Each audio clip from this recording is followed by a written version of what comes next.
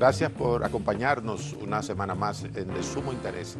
Como siempre, tratando de llevarle los temas que son de actualidad y que son de sumo interés para todos ustedes. Así que acompáñenos durante esta hora y de seguro que usted va a sacar provecho de esas cosas que consideramos de sumo interés. Vamos a acusar recibo de esto que nos envía el Banco Popular acerca de la celebración de su asamblea de accionistas y donde se presenta un resumen de todo lo que, bueno, aquí está plasmado todo lo que es el informe de la gestión anual del año 2015 del Banco Popular Dominicano, el banco más antiguo, un banco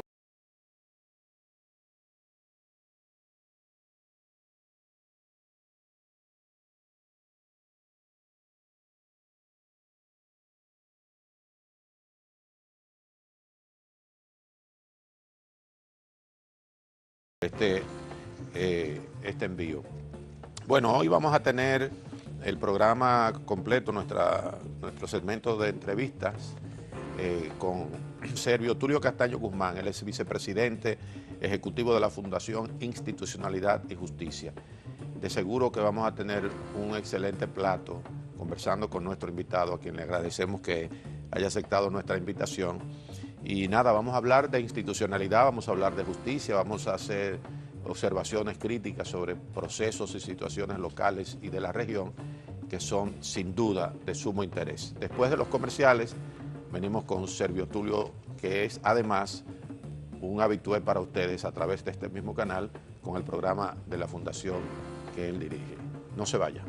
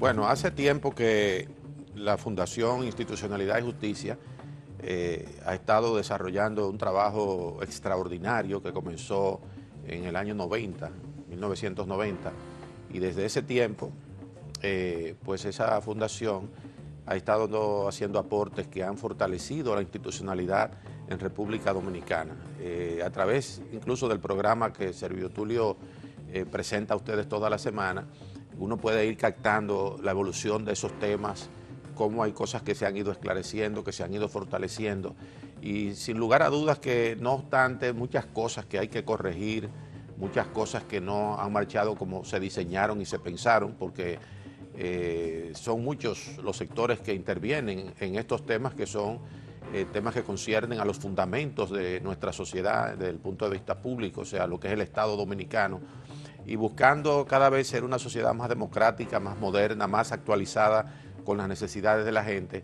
Uno puede ver a través del trabajo que ha hecho Institucionalidad y Justicia, uno puede ver resultados, pero no se puede uno dormir en los laureles, siempre tiene que estar monitoreando, contrastando también con otras cosas que se han hecho en otras latitudes, pero que sirven de ejemplo, porque al final en la globalización del derecho, de la justicia, de lo que son los postulados de la Revolución Francesa, en fin, todo lo que esta generación ha estado disfrutando requiere de ajustes permanentes de observación. Y ahí yo creo que a la Fundación Institucionalidad y Justicia, y particularmente durante todo el periodo que Servio Tulio ha servido allí, hay que sacarle su comida aparte, como dice el pueblo. Gracias, Servio, por aceptar nuestra invitación.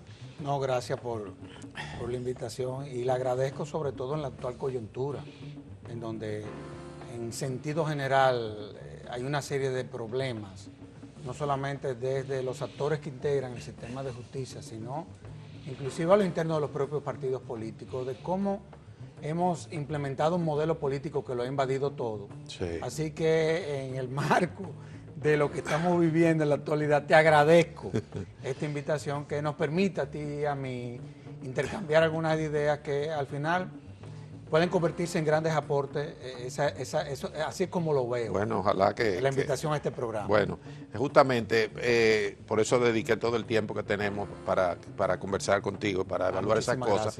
Por el momento también, como tú bien dices, en el que estamos. Es decir, estamos frente a las elecciones más importantes, si se quiere, de los últimos años, no sé si desde que se hacen elecciones en el 62, del 62 para acá, porque se van a elegir simultáneamente todos los poderes, legislativo, el poder, la presidencia de la República con la vicepresidencia, los municipios, es decir, que estamos frente a una elección de casi 25,000 personas. Que van a participar, pero que serían electos 4.106 nuevos funcionarios electivos, okay. Es decir, que no deja de ser un reto, no solamente para el órgano rector, me refiero a la Junta Central Electoral, sino también para los propios partidos políticos que hemos visto cómo se han venido comportando durante todo este proceso. Entonces, parece ser que eso es una de las preocupaciones más importantes que tú tienes, que te bullen ahí. Háblanos de eso.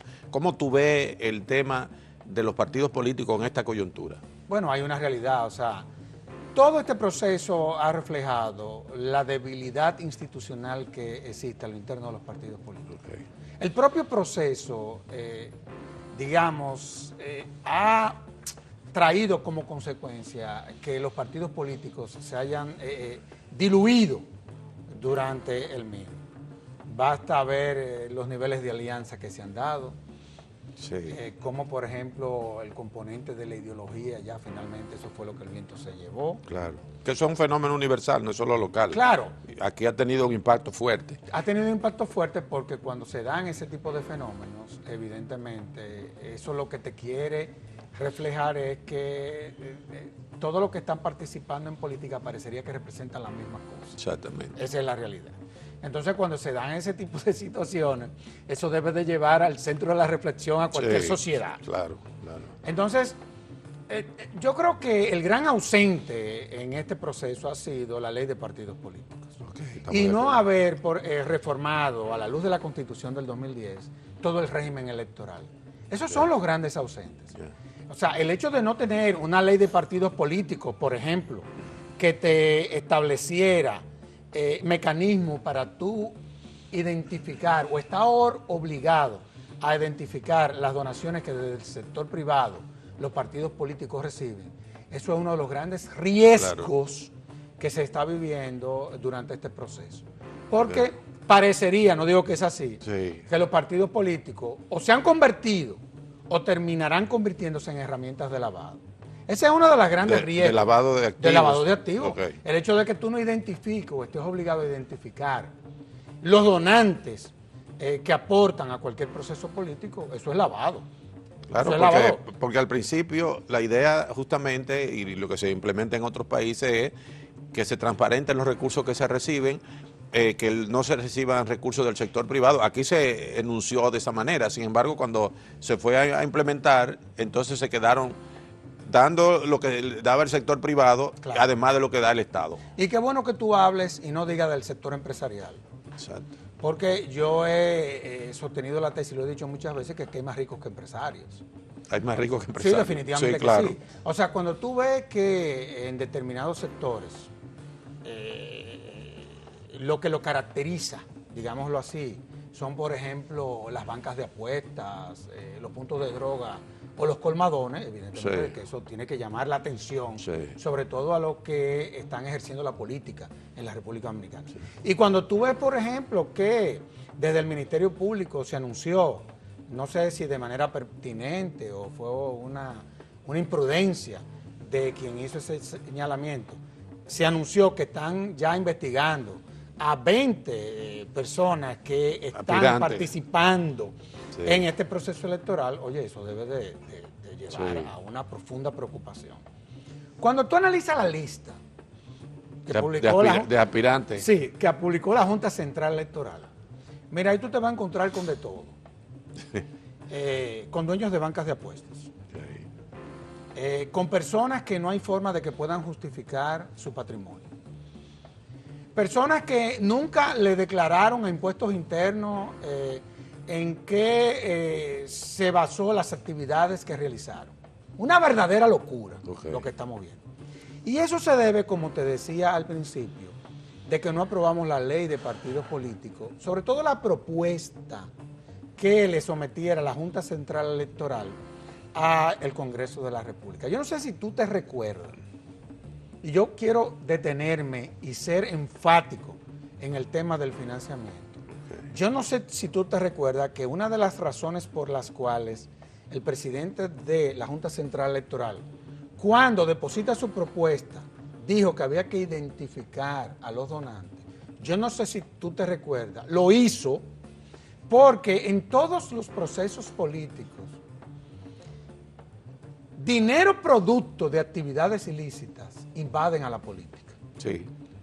Y eso le ha hecho mucho daño, claro, a todo lo que han sido los procesos políticos en la República Dominicana. Eso no se logró y este proceso está expuesto a que esas prácticas se sigan dando. Claro. Tú hablabas de que se aprobó en una ocasión una ley con la finalidad de que los partidos no recibieran fondos del sector privado. Pero oye, ¿qué fue lo que pasó? Una de las razones que motivó esa ley de financiamiento de los partidos políticos, una de las razones era, no solamente esa, claro, la otra era que esa ley obligaba a los partidos políticos a que sus escuelas de formación política se fortalecieran. Claro, así mismo. ¿Qué pasó? Y eso tú lo sabes mejor, sí, que yo, que todas las escuelas de formación política a lo interno de los partidos políticos, todas desaparecieron. Sí. ¿Qué han traído eso como consecuencia? Y volvemos a que el gran ausente es la ley de partidos políticos. Sí. ¿Qué ha traído eso como consecuencia? O que cualquier persona que tenga la ocurrencia de aspirar a una posición pública sin tener las condiciones para ocupar una función de esa naturaleza, lo haga. Sí. Y eso está trayendo entonces que a lo interno de lo que es el ejercicio de la política, eso se ha, y eso no lo digo por el componente económico, porque me he dado cuenta que personas de clase media, media baja, clase baja, muchas veces tienen una formación política más sólida, claro, que quienes ostentan los recursos que por X, H o R tienen. Sí. No es esa la razón. La razón es que personas que no tienen la capacidad para ejercer una función, por ejemplo, en un ayuntamiento. Una función pública.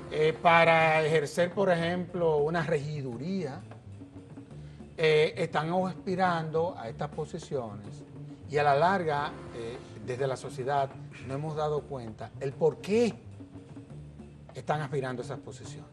Porque tú ocupar una posición de esa naturaleza, a fin de cuentas, eso no deja de ser una sombrilla para que eventualmente lo que tú, como fruto de tus actividades ilícitas, lograste, tú entonces poderte amparar en una posición electiva. Y lo limpia allí. Y exacto, y tú entonces lavar el fruto de un patrimonio que fue totalmente ilícito. Eso está pasando en la República Dominicana. Sí. Bueno, cuando se estuvo discutiendo uno de los proyectos, porque hubo muchos proyectos en un momento dado, cada partido presentó uno, los principales partidos presentaron, y bueno, decía, bueno, de ahí va a salir algo por lo menos bueno y de consenso. Pero al final, como resultado justamente de, uno diría, bueno, del interés que había de algunos sectores de que eso no se aprobara, porque siempre se fue alegando el tiempo, bueno, pero si ya había incluso uno de una comisión que designó la Cámara de Diputados, en la que estaba Minú Tavares dentro de esa comisión, donde se llegó casi a un consenso. Yo recuerdo que se llegó al consenso. El consenso fue bueno. Fue bueno, fue muy bueno. Pero ¿qué hicieron inmediatamente? Una vez se iba a presentar el informe, desmantelaron la comisión y nombraron otra. Ya. Ahora, pero sucede que cuando tú lees entonces el informe que elaboró la otra comisión, digamos la última comisión, evidentemente que lo que se estaba proponiendo como una eventual ley de partidos políticos era lo que no podía ser jamás una ley de partidos políticos, porque lo que venía a hacer esa propuesta era a legitimar todas estas malas prácticas que hemos visto desde la sociedad y en lo que se ha convertido en el ejercicio de la política en la República Dominicana. Como por ejemplo, tuviste el conflicto que se dio con la cuota del 33% de la mujer. Eso. Bueno. Oye, porque son creativos los partidos políticos. Sí. Son muy creativos. Y trataron de ponerle una trampa a la Junta Central Electoral, que gracias a Dios en esa trampa la Junta no cayó. No cayó, reaccionó. Oye, lo que se quería aprobar era una fórmula como ley de partidos políticos en cuanto a la cuota de la mujer. Oye, que violentaba de una forma tal ese 33%. Sí. Que yo decía, ¿cómo es posible que las mujeres del Partido Reformista, las mujeres del PRD y las mujeres del PLD no se estén manifestando en torno a lo que una violación, a una violación fragante, a la ley. No solamente a la Constitución, sino a lo que había sido la práctica de la propia Junta Central Electoral en cuanto a crear mecanismos que pudiesen garantizar el 33% a nuestras mujeres en la República Dominicana? Es una verdadera locura. Claro, son de esas cosas que uno dice, bueno, esas ideas que originalmente salieron de la clase política, como una búsqueda también de captar un segmento importante de la población como votante y reivindicando lo que es el movimiento que se está dando a nivel global de la participación de la mujer. Pero a la hora de entonces de implementarlo, no ha habido forma y pareciera que no hay mujeres en los partidos, cosa que definitivamente no es cierta. Tenemos que irnos a la pausa, retornamos en un momentito con nuestro invitado Servio Tulio Castaño Guzmán, él es el vicepresidente de FINJUS, Institucionalidad y Justicia. Seguimos con estos temas que son de sumo interés, no se vayan.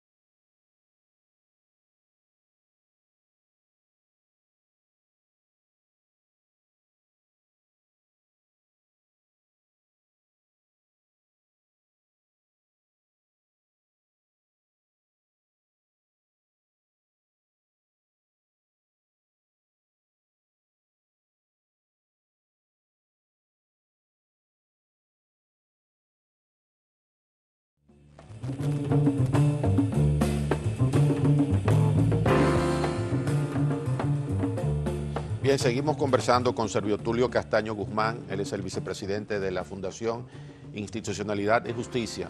En esta primera parte estuvimos hablando del tema de la ley de partidos, de lo que significa que esa ley de partidos no se hubiese aprobado y por tanto no se lograran objetivos de diafanizar lo que es justamente un proceso electoral y el funcionamiento de los partidos. Eso se estuvo manejando en el Congreso, que es donde se tenía que aprobar, pero al final decían no hubo tiempo, eso habría que dejarlo para lo que viene. Ahora, cuando se elijan las nuevas autoridades, o sea, los nuevos representantes en el Congreso, eso será un tema definitivamente a debatir. Y Servio, tú que manejas esos temas en el día a día, que tiene además contacto con esos actores, ¿cómo tú ves la perspectiva de que realmente podamos asumir en esta coyuntura que viene ese tema, que es un tema nodal en lo que significa la institucionalidad del país? Mira, nosotros como fundación, conjuntamente con otras organizaciones sociales y empresariales, le entregamos al Congreso Nacional, tanto al Senado de la República como a la Cámara de Diputados, partiendo de lo que establecen sus reglamentos, sí, una agenda priorizada. O sea, cuáles eran los temas que se estaban conociendo a lo interno del Congreso, que desde la sociedad nosotros entendíamos que hay que darle salida. Y el primero es la ley de partidos políticos. Yo no sé si tú, y estoy totalmente convencido de que sí, de que lo sabes, que es así, todo lo que tiene que ver, por ejemplo, con lo que debió de haber sido la celebración de primarias al interno de los partidos políticos. Solamente un partido político celebró primarias. ¿Qué ha traído eso como consecuencia? Eso ha traído como consecuencia no solamente un desorden a lo interno de los partidos políticos, sino un disgusto de una serie de líderes locales que venían trabajando la política y que querían ser parte de ese proceso.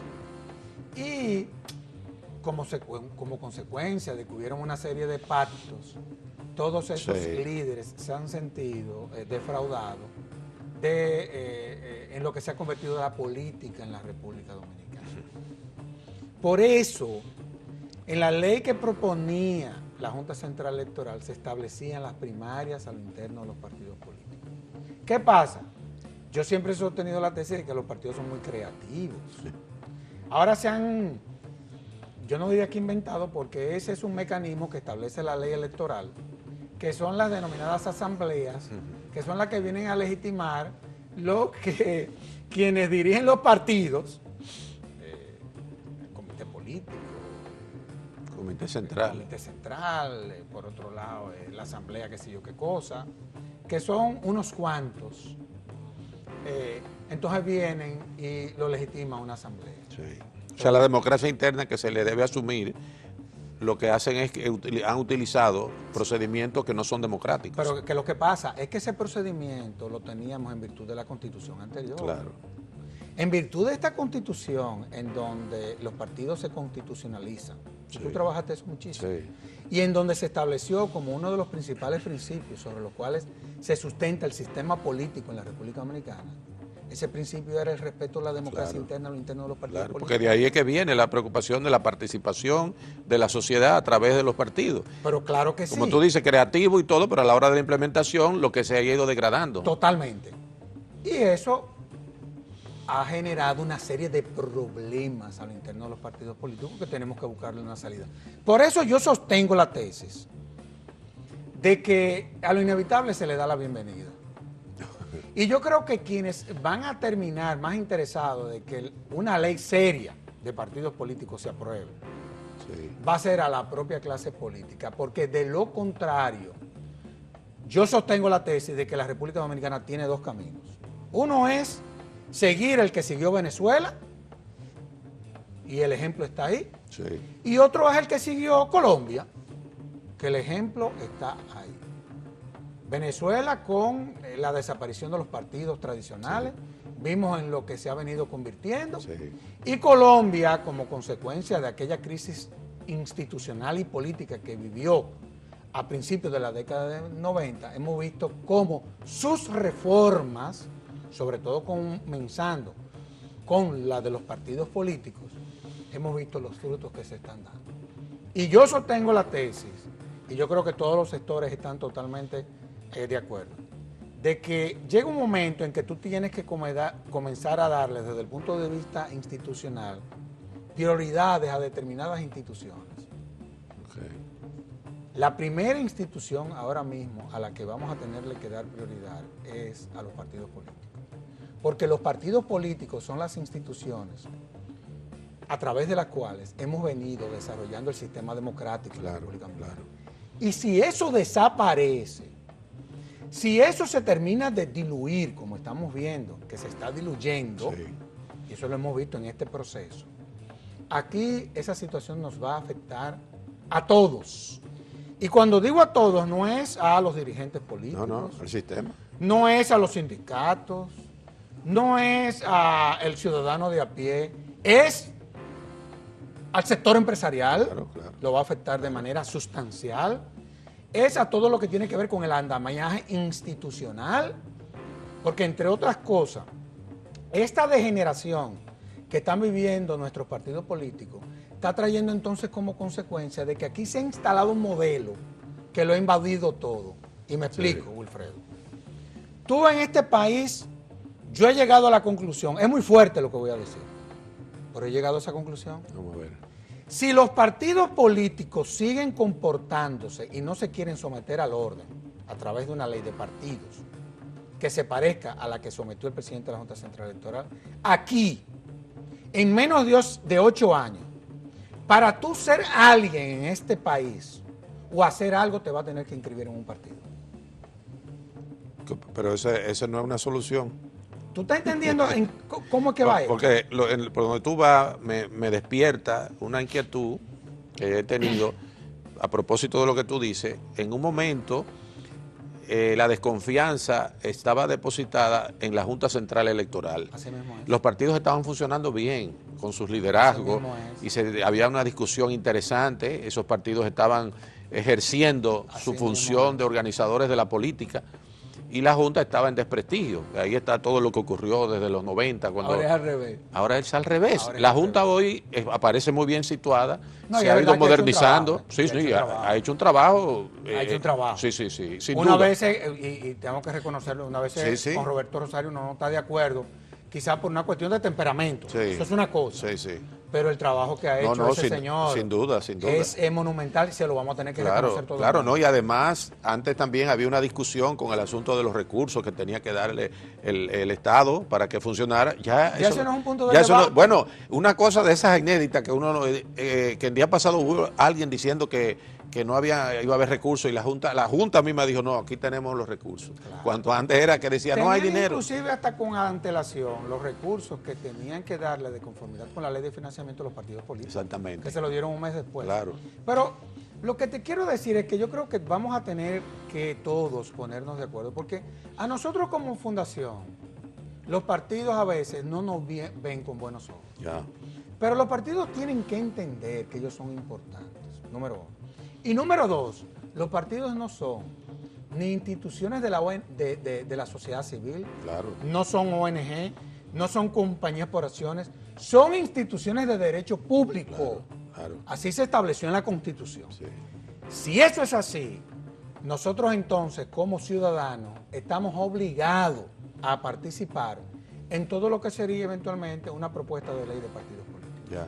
Ese es un punto que me gustaría, tú que manejas el tema, que bueno, institucionalmente es parte de lo que es la cotidianidad de ustedes, llegando uno a la conclusión de que bueno, uno puede estar o no de acuerdo con los partidos, con los que tenemos ahora, pero los partidos políticos, en la política que se discuten las cosas más importantes de una nación. No, y tiene que ser así. Es así. Tiene que ser de ahí así. es que sale, es decir, que los partidos están obligados a modernizarse, a asumir lo que significan normativas de estos tiempos, porque lo que ha sucedido ahora, que bueno, tenemos un partido de la Liberación Dominicana que no le falta nada, como dicen, pero eso no es el resultado necesariamente de un trabajo que se haya hecho extraordinario ahí, sino de la crisis de los otros, Partido Reformista y PRD. Totalmente, o sea, es que se ha diluido. Correcto. Se ha diluido. Ahora, tú has dicho una cosa que yo creo que es clave en cualquier debate de esta naturaleza.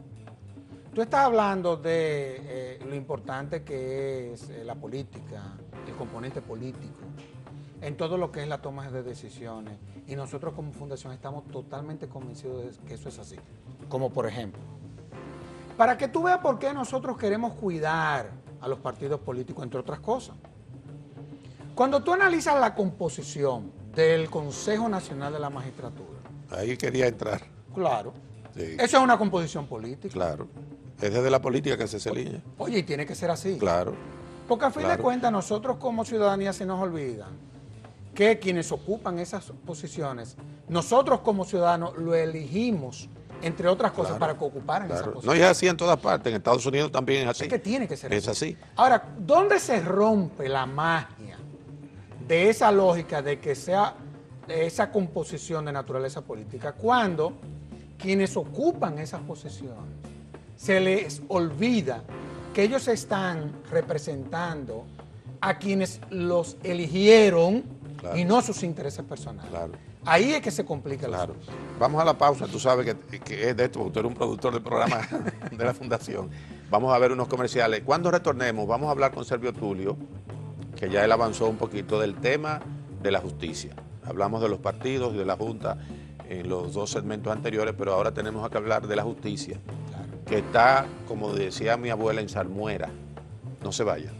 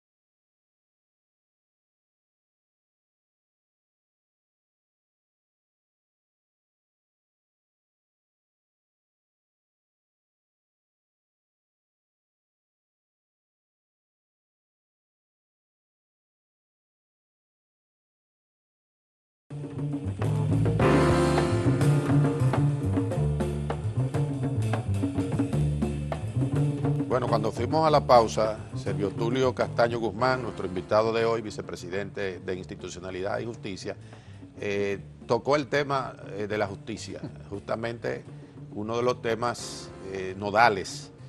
La justicia, obviamente, es uno de los poderes de una sociedad democrática y ha sido cuestionada mucho y con razón en los últimos tiempos. Cuando se planteó la reforma, tanto de lo que es el Ministerio Público como lo que es el estrado, donde están los jueces, los fundamentos, los códigos, todo eso entusiasmaba mucho a todos, lo que sabemos lo que significa para una sociedad tener o no tener una justicia sólida, sana, capaz, al servicio de la sociedad. Pero se ha dado un fenómeno también que ha contaminado, así como los partidos políticos, ha contaminado la justicia. Y diario uno encuentra la gente quejándose porque siente que la justicia no está de su lado. Entonces, yo no creo que haya alguien más calificado para hablar de este tema desde el punto de vista crítico y a su vez de contribuir en lo que significa qué vamos a hacer con la justicia.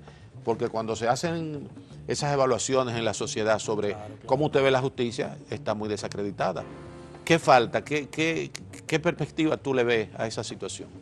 No, mira, el problema de la justicia en la República Dominicana, fundamentalmente, una de las causas de esta falta de confianza es que los actores, acuérdate que muchas veces la gente cree que la justicia se limita al gobierno de los jueces. Y sucede que la justicia tú la tienes que ver como un sistema en donde confluyen múltiples instituciones. Sí, claro. O sea, cuando tú te encuentras, por ejemplo, voy a hablar de la justicia penal, que es la que mayor impacto tiene, porque es la del ciudadano de a pie. Sí. Esa es la realidad. Y es a la que acude y la que más uso desde la ciudadanía se hace. tú te encuentras con que la puerta de la justicia penal es la Policía Nacional. Es por ahí que se entra. Por ahí es que se entra, en principio. Ahí está diciendo ya. Entonces ahí ya clave. tú te encuentras con que tú tienes una policía que probablemente sea la que tenga los menores niveles de confianza de América Latina. Sí. Y en donde, a pesar de los esfuerzos que ha hecho su incumbente, que son reales, Sí.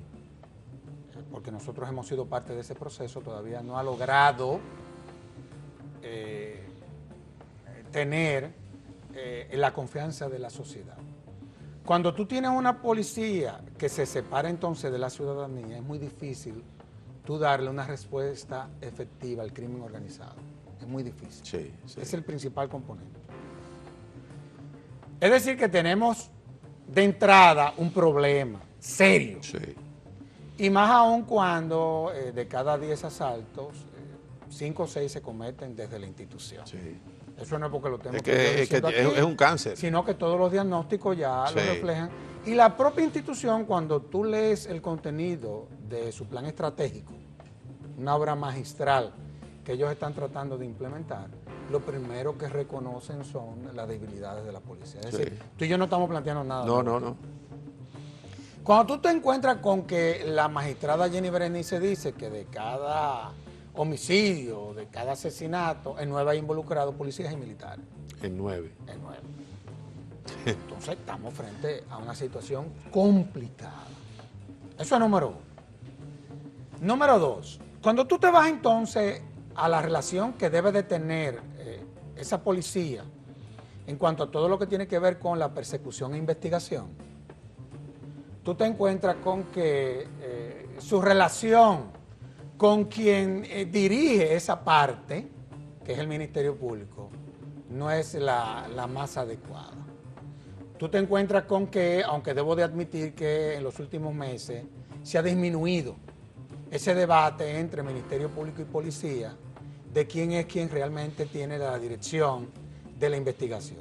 Hemos visto que con esta jefatura hay mayores niveles de comunicación entre el Ministerio Público y la Policía y eso ha sido positivo. Dentro de ese sistema. Dentro de este sistema complicado del cual la ciudadanía ha perdido hasta la fe, diría yo. ¿Tú no crees que, Servio, que le han dejado a la policía una cosa que no es de la policía? Es decir, te hago una digresión ahí. Yo digo que cuando se creó AMET, frente a AMET pusieron a alguien que no era policía, que fue Hanle Herman, que en paz descanse. Que en paz descanse. Era un gerente que además a la policía se le sacaron esos miembros y lo pusieron a funcionar al margen de la institución policial tradicional y eso funcionó bien. Sí, así es. Pero luego la reincorporaron. ¿Quiénes la reincorporaron? La gente que fue a llenarle la cabeza al presidente de la República y a decirle que él, AMET debía volver a la policía, porque ahí hay negocio. En el funcionamiento de la policía, históricamente, las formas del negocio cambian, pero es negocio. Sí, no. Desde aquella vez que se le entregaban las esquinas Sí, claro.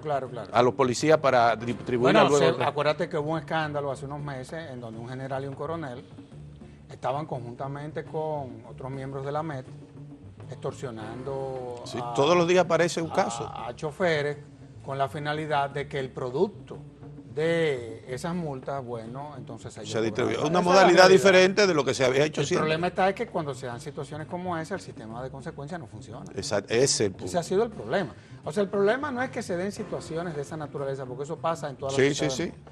Es que cuando se den, entonces los sistemas de consecuencias funcionan. Una de las grandes debilidades que tiene la institución policial es que la institución policial lo que hace es que frente a las presiones, lo que hace es que entonces separa a esos miembros de la institución. Cuando debiera como institución, someterlo a la justicia. Claro. Ahí está el principal problema. Claro. O sea, Claro. mientras el Ministerio Público a sus miembros, el Consejo Superior del Ministerio Público, somete a la justicia o ha sometido a la justicia a 8 fiscales que se ha determinado que habían actuado en actividades ilícitas, no hay forma de que la institución policial someta a la justicia a ninguno de sus miembros. Claro. Esa es una de las grandes debilidades. Claro. Pero ahí lo que ha faltado también es voluntad política. No, lo Porque principal... el comandante en jefe claro, de esa institución es el presidente de la República. Claro, lo principal es eso que tú estás diciendo, el sistema de consecuencias, o sea, nadie se siente que lo pueden sancionar. Lo que pasa es que la policía que nosotros tenemos es la que los políticos han querido tener. No, obviamente, Para que estemos claros. obviamente. O sea, yo no le he hecho la ¿Por miedo culpa. o por desconocimiento? No, lo que pasa es que cuando tú te vas a los pueblos y ves esa relación de cordialidad y de maridaje entre el gobernador, el director de la policía, el diputado y a veces hasta con el propio senador, tú llegas a la conclusión, bueno, ya yo entiendo, porque es que históricamente a esta institución la clase política no ha querido transformarla, yo lo entiendo. ¿Tú recuerdas o el caso de un jefe político, no, creo que fue en Puerto Plata, que él decía que él era que dirigía, que él era, que recuérdense que yo lo mantuve en esas posiciones? Pero era verdad lo que él estaba diciendo. Pero claro que era verdad. Pero era verdad. Era verdad, cuando habló de la segunda base. Sí. O sea, tú te quedas, dijo, bueno, entonces esos mecanismos que se supone deben regular a todo el mundo, están en manos de gente política que le sacan provecho político a eso, pero no resuelven el problema. Entonces, volvemos y retomo de inmediato el tema de la justicia. Okay. Volvemos entonces al modelo político que tenemos. Ahí está el problema. De cómo el modelo político lo ha invadido todo. Así es. Ha invadido a la policía, que es la institución encargada de mantener el orden público y la seguridad ciudadana. Ha invadido las organizaciones gremiales en el país. Lo ha invadido todo. Todo. Porque su función es esa, pero no lo está haciendo como tiene que hacer. Claro, por eso te decía que si seguimos como vamos, en un tiempo corto, para tú hacer algo o ser alguien en este país, te va a tener que inscribir en un partido político. Claro. Oye, es una verdadera locura. Pero volviendo al sistema de justicia, tú te encuentras entonces que se da esa situación. Y también tenemos el Ministerio Público peor pagado de América Latina. El Ministerio Público que ha sido calificado, que ha sido educado, así que mismo se ha formado técnicamente, uno de los mejores. Bueno, tú lo sabes así mejor mismo, que yo. porque yo soy miembro de la escuela. Claro. De la escuela, se ha hecho un trabajo, una inversión. Claro que sí. Y siempre se van a ver algunos problemas de honestidad a lo interno. Sí, eso es normal en la iglesia. El tema está en que cuando se den, los sistemas de consecuencia funcionan. Claro.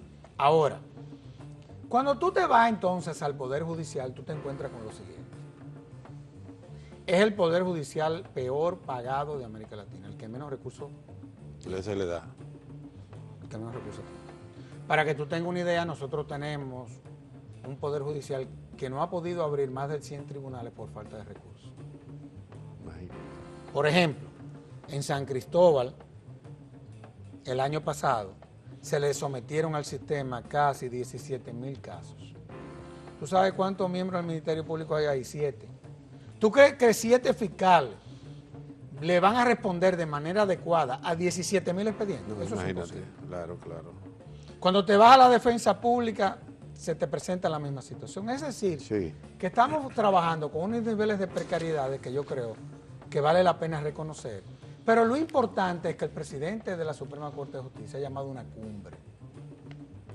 Y quiera Dios que, como producto de esa cumbre, los resultados sean similares a los que se dieron en la cumbre que celebramos a lo interno de la Policía Nacional. Que quienes lideramos ese proceso fue la Fundación Institucional de Justicia. Vamos a la pausa y venimos ya con la parte final a hacer un resumito en el tiempo que damos de lo que son estos temas que son de sumo interés. No se vayan.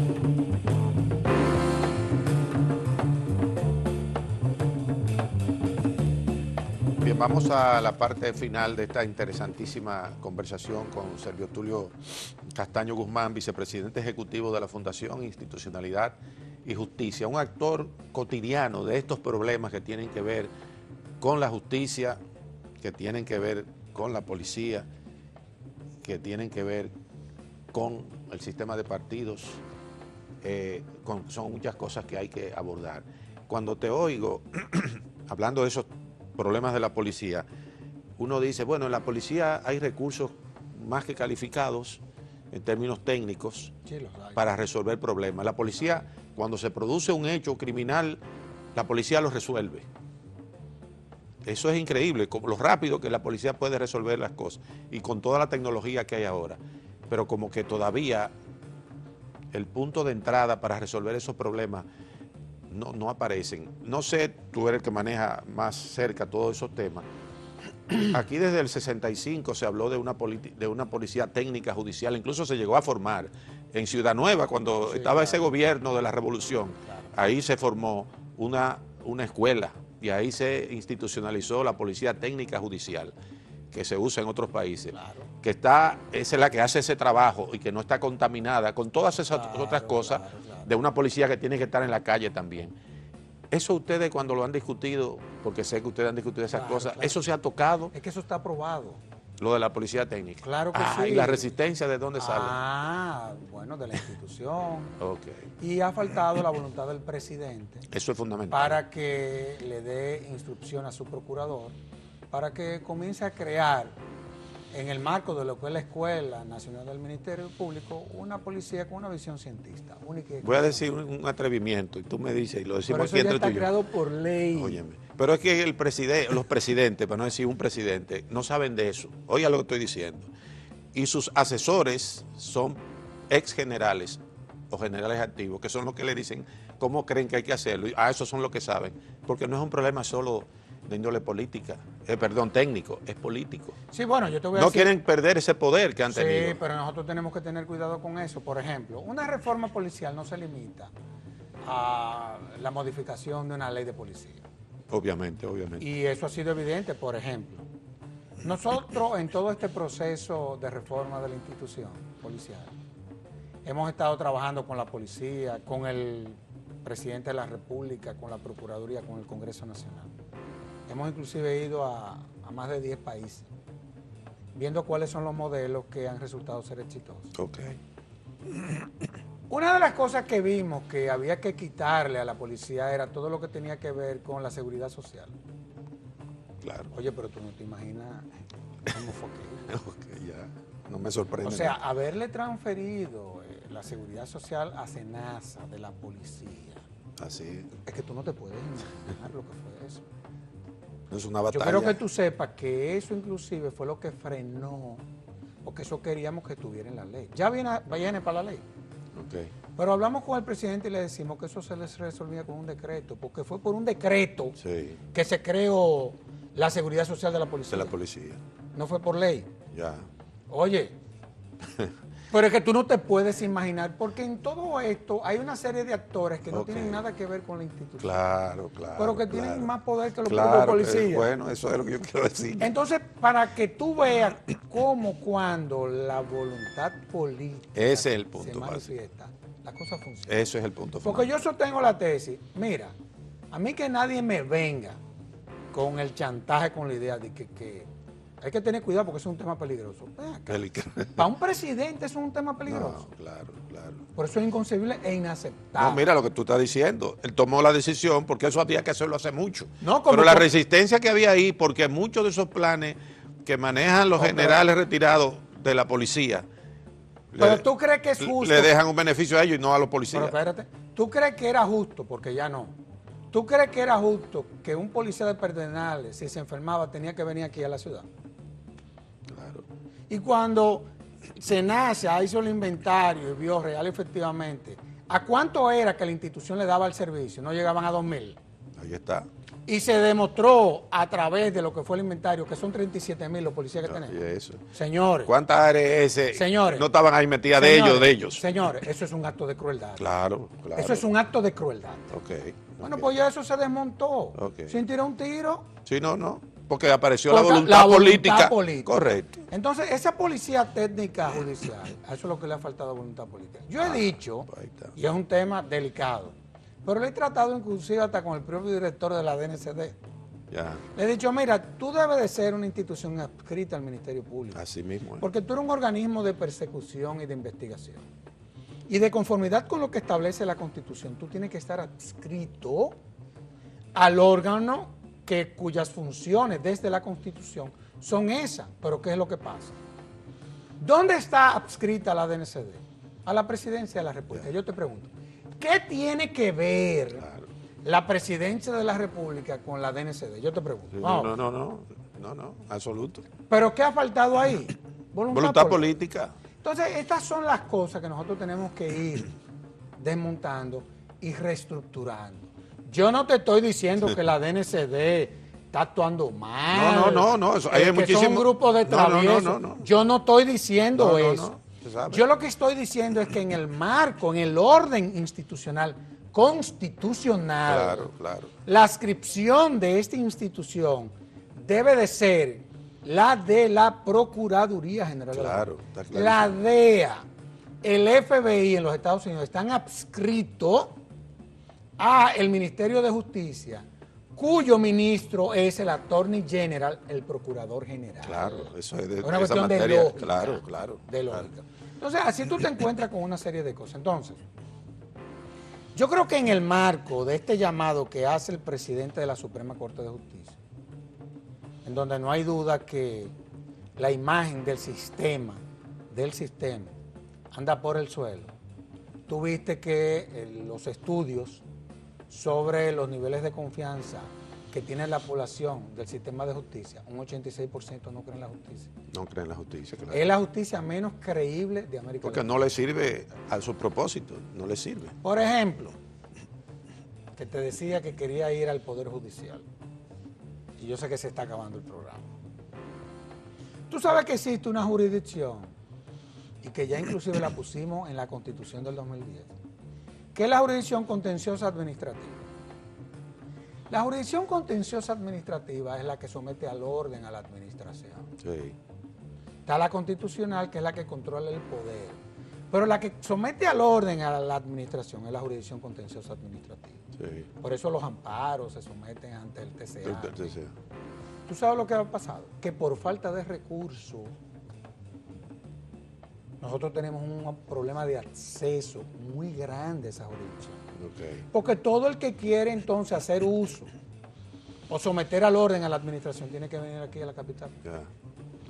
Entonces eso es inconcebible. Por lo que tú estás diciendo, que lo has dicho en varios momentos, donde hemos hablado del tema de la justicia, de la policía, tú estás mencionando el caso de los recursos. Entonces, yo creo que tenemos que construir 10 kilómetros menos de carretera, digo así, pueden ser 1000, pero ponerle atención a eso, porque esa es la base sobre la cual se puede sostener un sistema democrático que haga justicia. Pero además, para que no pase lo que está ocurriendo, la policía de Haití es mejor paga que la de aquí. Bueno, la peor paga somos nosotros. Nosotros somos los peores. Incluyendo la de Costa Rica, que es un país más pobre que nosotros. Claro. Sin embargo, para que tú veas que la pobreza no es sinónimo de tú tener policía de baja calidad. No, claro. Una de las mejores policías de América Latina es la de Nicaragua. Sí. Sí. Pero dedican recursos a esos temas. Y ahí la delincuencia no tiene voluntad política. Claro. No, al final todo se trata de eso. Es un tema de voluntad política. Los carabineros, que era la policía de Pinochet, es la institución mejor valorada en Chile. Claro. La policía de Colombia, esa que se ligó a los narcotraficantes, es la institución más valorada en Colombia. Claro. Entonces, si eso es así... Esa es la relación del pueblo con el Estado en las calles. Claro. Y si esos policías no están bien pagos, porque cuando hablamos de bien pagos, no es que diga alguien, le voy a duplicar el sueldo. No. Eso es el resultado de una estructuración actualizada y moderna de lo que son las instituciones. Eso se llama dignificación. Exactamente. Que es una visión holística. Y eso pasa con los jueces, eso pasa con el Ministerio Público, eso pasa con los médicos, eso pasa con todo. El ejemplo de lo que tú estás diciendo, me están haciendo así, pero al revés. 30 segundos. El ejemplo de lo que tú estás diciendo, pero al revés, el caso de Costa Rica. Sí. Costa Rica no invierte tanto en carreteras. Costa Rica invierte en sus instituciones y en su sociedad. No tiene ni ejército. Bueno, por eso se ha convertido Sí. en uno de los grandes ejemplos del mundo. Es un modelo, es un modelo. Servio Tulio, este programa a tu disposición. Muchísimas gracias. Ahora, pero qué rápido. Oye, sí. Bueno, tenemos entonces una cita para otra ocasión con Servio Tulio, que ha dado en el clavo en muchas cosas que son de sumo interés. Así que les invitamos a que estén este sábado viendo todo lo que Servio dice, que se escuche y que se haga. Buenas noches.